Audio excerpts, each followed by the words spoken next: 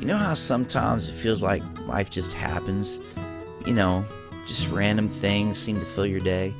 Things with little or no consequence to anyone else. I mean, I know God's in control of my life, but I never really saw how much He was weaving my story with other people's stories, and really into His story. Well, that's all changed.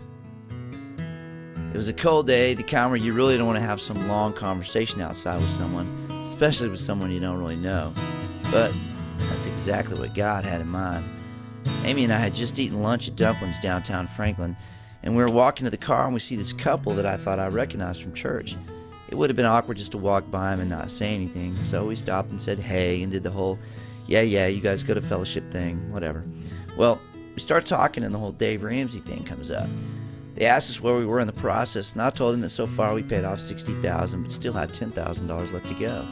They asked us what we would do when we were debt-free, and I laughed and told them, well, I told my kids I'd buy them a trampoline, but we really wanted to adopt, and we committed to being debt-free before we did. The whole conversation only lasted about 3 minutes. It was like, nice to meet you. That was random.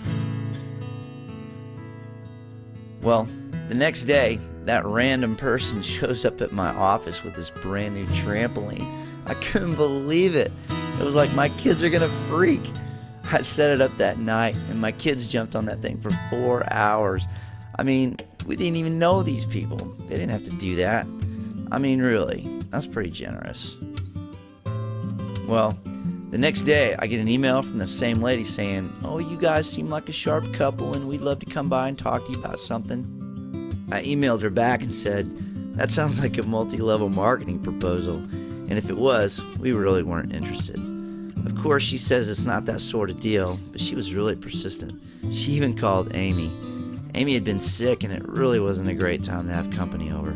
Our house is a wreck, and we didn't feel like picking it up. We said everything short of, please don't come over to my house. So they show up, and I'm like, here we go. Let's get this over with. Don't say yes to anything.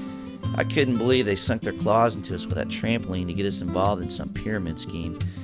Anyway, so we small talked for about 5 minutes, and then right when I thought they were about to drop the bomb, they did. But it wasn't the bomb I was expecting. So the lady says, well, we told you we'd only be a few minutes, and I really don't know how to say this, but we want to pay off your $10,000 left in debt so you guys can adopt. She pulls out her checkbook and goes, how do you spell your guys' names? What? Are you kidding me? Are you for real? I mean, who does that? Who writes somebody a check for $10,000 and gives it to people they don't even know?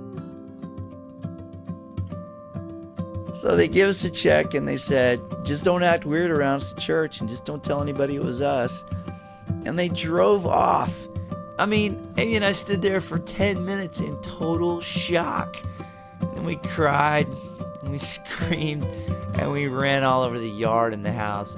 Unbelievable. I mean, seriously, it was beyond belief.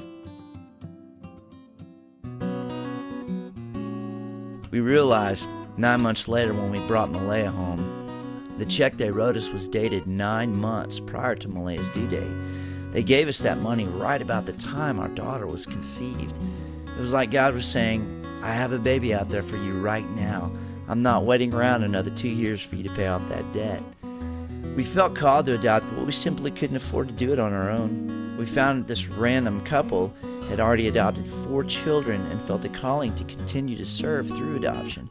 Rather than bringing more children into their home, they decided to help others adopt. It didn't just happen. It wasn't random at all. God knew His plan. He had just invited us to walk with Him through this process.